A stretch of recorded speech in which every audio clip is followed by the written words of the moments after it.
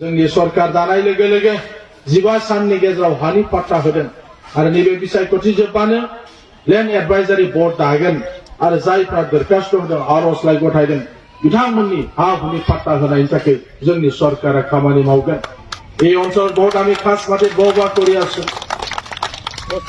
বহুত বছৰ হল খাস মাটিটো পাট্টা নহল যোৱা 2019 পৰা আৰু খাজনা লোৱা নাই। আমাৰ চৰকাৰ আহিল আমিও কৈ আছো মোৰ গাঁও আধা অংশটো খাস মাটিত মোৰ ঘৰো খাস মাটিত আছে। সরকার গঠন করার লগে লগে আমি শিবর লগত আলোচনা করেছি কি করা যায়। তো এই নির্বাচনের পিছত মহকুমা ভিত্তিক ল্যান্ড এডভাইজারি বোর্ড গঠন করা হব। বিভিন্ন জাতি জনগোষ্ঠীর পৰা ইয়াত সদস্য থাকিব। ডিপিএফৰ দিনত যিমান নিকায় নিগম বোর্ড আছিলে যিমান বিলাক কমিটি আছিল সব কমিটি বিলাক ভঙ্গ কৰি দিয়া হল।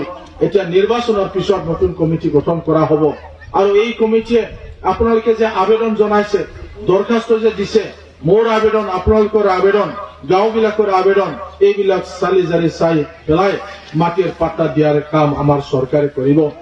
শপত গ্ৰহণৰ 15 দিন পিছতে 5,500 মানুহবিলাকক মাটিৰ পাট্টা দিয়াৰ কাম আমাৰ চৰকাৰে কৰিছে, ইউপিপিএল চৰকাৰে কৰিছে। যোৱা নিৰ্বাচনত কৈছিল এই এফচি সমৰ্থিত পাৰ্টি ইউপিপিএলক যদি ভোট দিয়ে তেতিয়া কি হ'ব, এই ট্ৰাইবেল বেলেণ্ডৰ পৰা উচ্ছেদ কৰা হ'ব, নন বড়ো বিলাকৰ অধিকাৰ নাথাকিব, কিবা কিবি কৈছিল বিপিএফে। যোৱা নিৰ্বাচনত কিছুমান মানুহবিলাকে সন্দেহ কৰিছিল হ'ব নেকি প্ৰমোদ বড়ো আপচু কৰি অহা মানুহ তেওঁ বেছি উগ্ৰ বড়ো নেকি এনেকুৱা ভাবিছিল। কিন্তু দেখিল যে চৰকাৰ গঠন কৰাৰ 15 দিন পিছতে যিসকলে মাটিৰ পাট্টা পোৱা নাই সকলো জাতি জনগোষ্ঠীক 5,500 মানুহবিলাকক মাটিৰ পাট্টা দিয়া হৈছে। নিৰ্বাচনৰ পিছত 11,500 মাটিৰ পাট্টা আকৌ দিয়া হ'ব।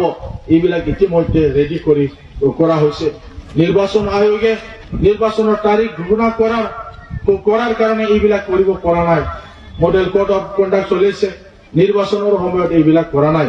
ইয়াত আমি কৈছো আমাৰ যি প্ৰতিশ্ৰুতি যোৱা নিৰ্বাচনৰ সময়ত যিবিলাক ৰাইজক আমি প্ৰতিশ্ৰুতি দিছিলো 66 দিনৰ আমাৰ চৰকাৰৰ যি বয়স নিৰ্বাচন দিন গণনা কৰালৈকে 66 দিনহে কাম কৰিব পাৰিছে। এই 66 দিনত বহুত কেইটা ৰবিবাৰ আছে, বহুত কেইটা চৰকাৰী বন্ধ আছে, মুঠ 45 দিন মানহে আমি কাম কৰিব পাৰিছো।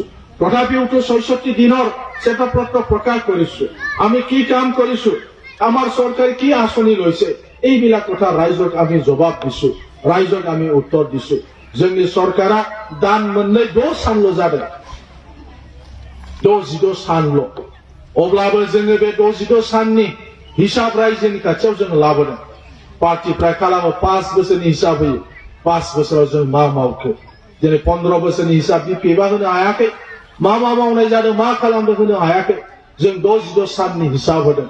जोंनि सरकार फैनाय लोगो लोगो मा खालामखो, दासिमहालागै जों मा मावफुंनो हाखो आरो मा खालामनो थाखाय थांखि लादों बे बाथ्राखौ जोंनिफ्राय स्पष्ट खालामनाय जादों। दायो नोंथांमोननि आखाइ आखायाव फोसाव बिलाइ फोसावदों, मोनाखैबा दा रानगोन जोंनि पार्टीनि सेंग्राफ्रा, नोंथांमोना नायोबा बाव स्पष्ट जागोन। दा गासै 3,82,871 जन मानसिफोरनो जोंनि सरकारा फरायसाफोरनो स्कुल बेग राननानै होगोन। आरो जायफ्रा गोरिब न'खरनि मानसिफोर क'क्राझार जिल्लायावनो 10,028 खान माने गोरिब न'खरनि मानसि बिपिएल मानसिफोरनो फरायसाफोरनो साइकेल राननानै होनाय जादों। क'क्राझार जिल्लाতে 1,13,899 জন ছাত্ৰ ছাত্ৰীবিলাকক বিনামূলীয়া বেগ যোগান দিয়া হৈছে আমাৰ চৰকাৰৰ ফালৰ পৰা। আৰু যিসকল বিপিএল শ্ৰেণীৰ মানুহ কোকৰাঝাৰত 10,028 জন মানুহবিলাকক ছাত্ৰ ছাত্ৰীবিলাকক বিনামূলীয়াকৈ চাইকেল বিতৰণ কৰাৰ যি আঁচনি সেই আঁচনিটো আমাৰ আৰম্ভ হ'ল। সন্দেহ হ'ব পাৰে তিতাগুৰি হাইস্কুলৰ পৰা আৰম্ভ হৈছিল আমাৰ এই কামটো। जों बारा सन्देह खालामनांगौ गैया, जोंनि खाथियाव थानाय तितागुरि हाइस्कुलनिफ्रायनो बेग राननाय साइकेल राननाय खामानिया जादों। नङान्दा होनफ्लांनो हागौ, गोजाननिखौ खिथाबा नङा होमबा। जागायजेननायानो तितागुरि हाइस्कुलनिफ्राय जागायजेनदों, जोंनि सिबा रानदों, आंबो दंफायोमोन। मना रानजेननाय साइकेल राननाया जादों।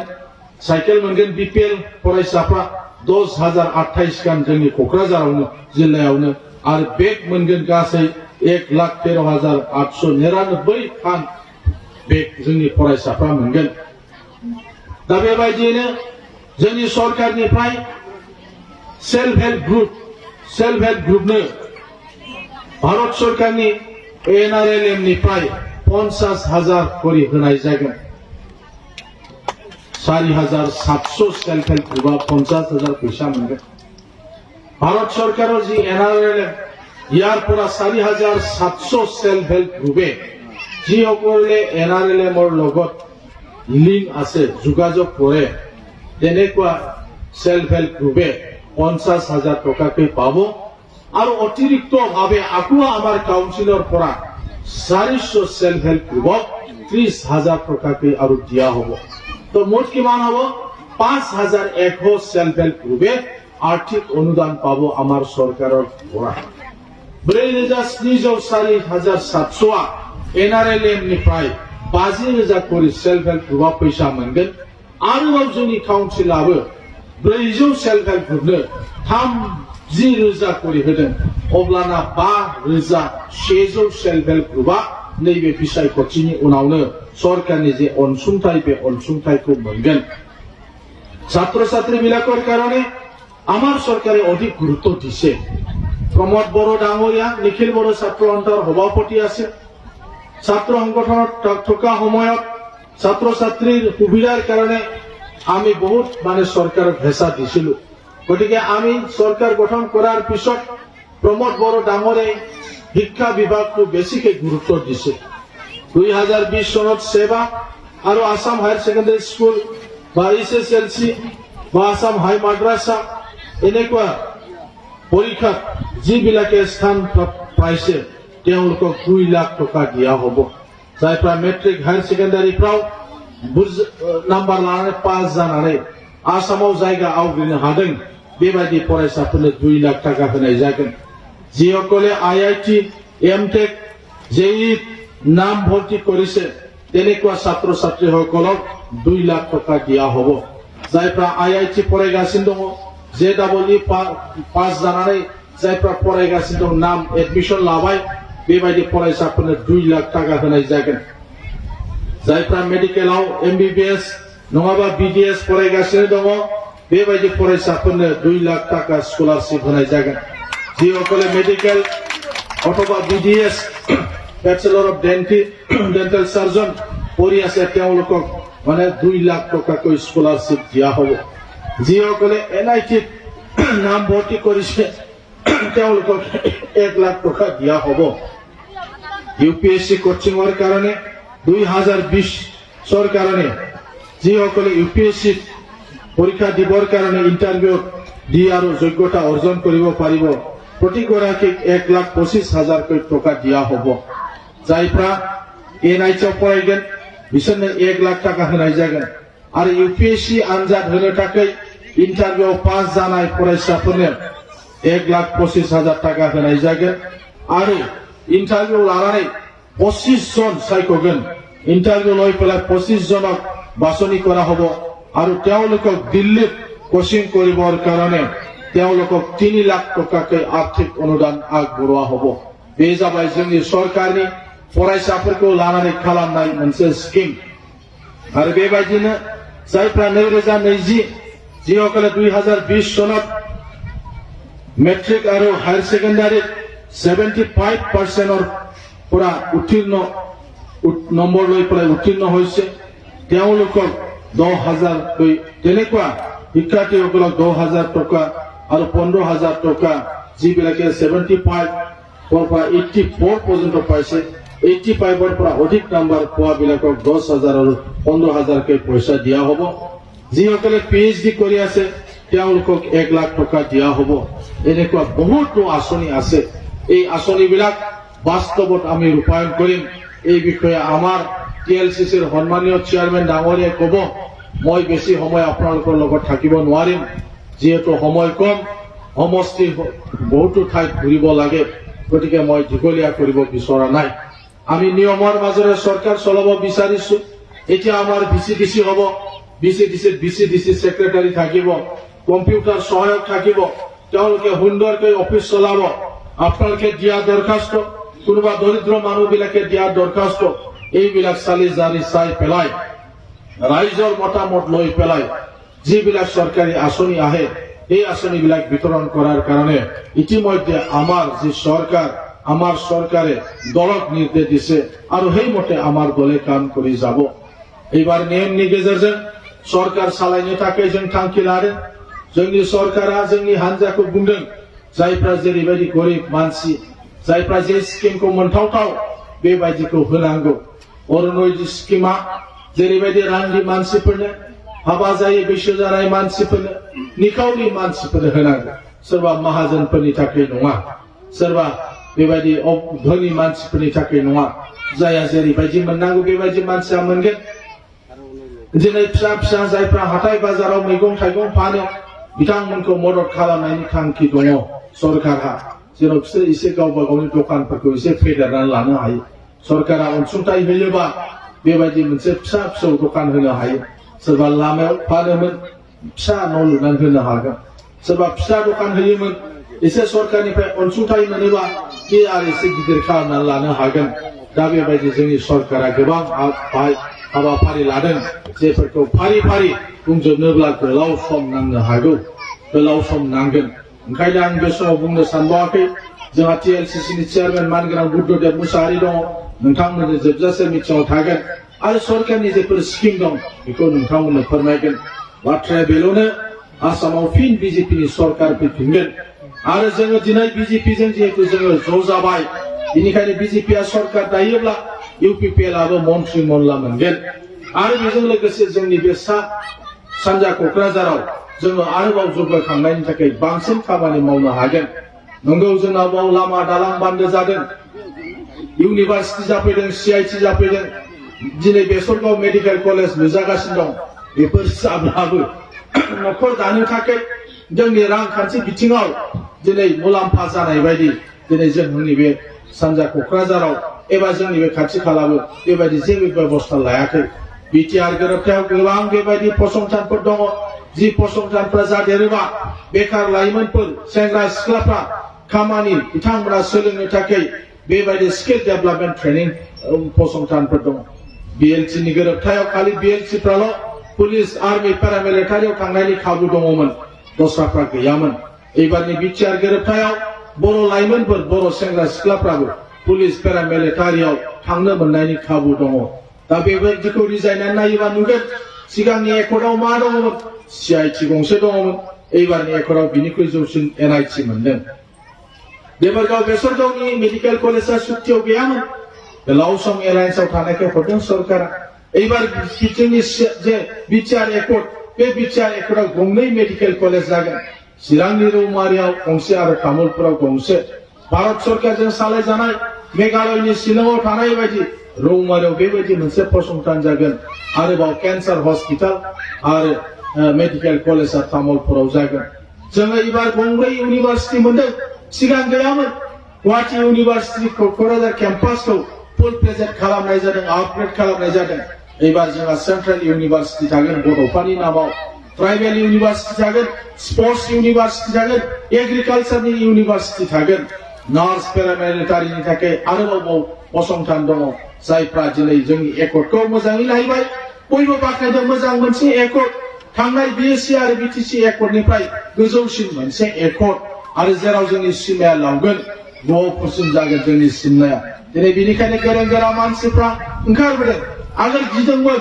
माबा मोनसे बुङोबा गिनांगौ एबसुखौ बाख्नायोबा गिनांगौ एबसुनि मिथिङाव थांबा गिनांगौ जोंनि ओनसोलाव बेबायदि सोलिबोदोंमोन नाथाय बिटिआर गोरोबथा जाखांनायनि उनाव दायो UPPL आ सरकाराव फैखांनायनि उनाव गिनांगौ जेबो थासारि गैया जाय सरकार बे सरकारजों थागोन सरकारा रैखाथि होगोन दिनै ओंखायनो बालागाव देबरगाव बेसरगाव फाख्रिगुरि दियाजिरि खाथि खालानि मानसिफ्रा दिनै UPPL खालामनो थाखाय दिनै आवगायबोगासिनो दं दिनै बे खौरांखौ खोनाबा मानसिफ्रा आसरित सानगोन देबरगाव प्राइमारियाव दिनै लोब लोब मानसिफ्रा UPPL हाबदों नंगौना नङा सानफ्रांलायगोन मानसिफ्रा नाथाय बेयाव थानाय मानसिफोर जायफ्रा जोङो जेबो मोनाखै सरकारनिफ्राय गोलाव सम बुंबाबो रायजायो बुंनो हाया गियो नाथाय दिनै गिनांगौनि सम गैला बेनिखायनो दिनै बयबो आवगायबोबाय थादों सोलायनो नांगौ आरो सोलायगोन 30 बोसोर MLA जालाय मन्त्रि जालाय जाबाय प्रमिला रानी ब्रह्म बिथाङा नाथाय जोंनि बे ओनसोलनि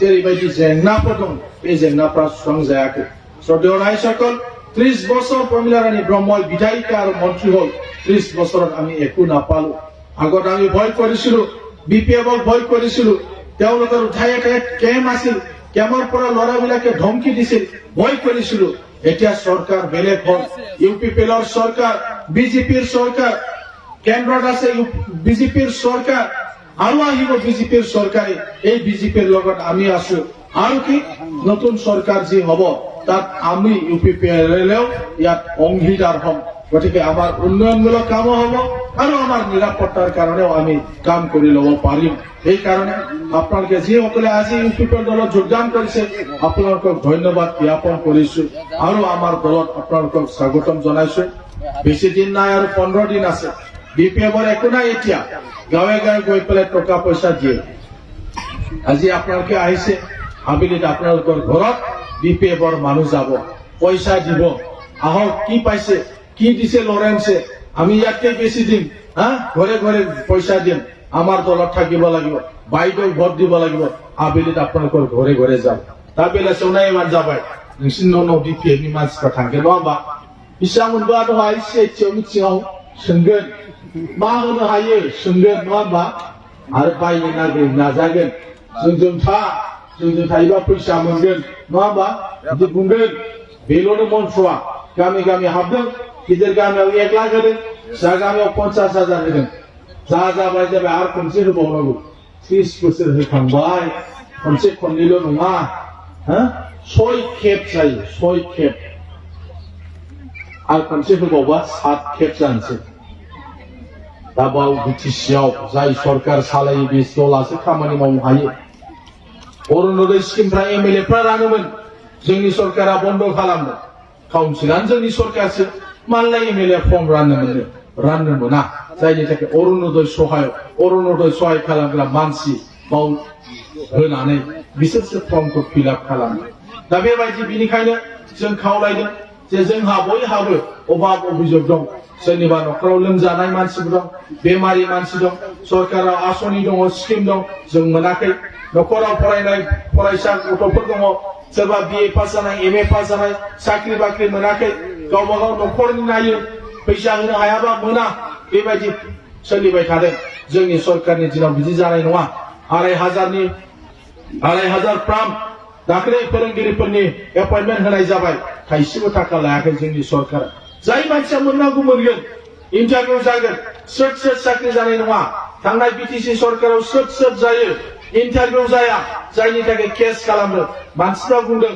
बिदा बर' मानसियानो मोनदोंमोन मानो केस होखो इउपिपिएलआ जोंलाय बर' नङा नोंसोरलाय बर' नङा बिपिएफनि मानसिफ्राल' बर' नामा नङा होमबा जायनि थाखाय बेखौ केस होनाय जादों जोंनि सरकारनि दिनाव खुला इन्टारभिउ जागोन जाय इन्टारभिउ पास खालामगोन बिसोरो साख्रि मोनगोन जाय मोजां फरायनाय मोजाङै बिए पास खालामदों एमए पास खालामदों जायनाव डिएलएड दङ जायनाव बिएड दङ मास्टार साख्रिया बिसोर मोनगोन सोरखौबा हमनानै नङा फैसा होनानै नङा दिनै खान्थिखौ सोलायगोन दा बेनिखायनो नोंथांमोना नुलांगोन 2 मासल' जादों नालाय बे सरकारा बुंनाय बायदि खालामजोबथ'नो हायाखै खामानि मावनो थाखाय सरकारनो सम नांगौ बेनिखायनो मानगोनां रायजो राजाफोर नोंथांमोन साफ्रोमखौबो आं खावलायबाय 15 दिनल'सै इलेक्शन जानो थाखाय जेन गोसोखौ हमथायो गियाबालानो जेन भटखौ जों जेन बयबो इउपिपिएल पार्टी ट्रेक्टरनि सावगारियाव जेन नोंथांमोना भट होयो बेखौ आं खावलायनानै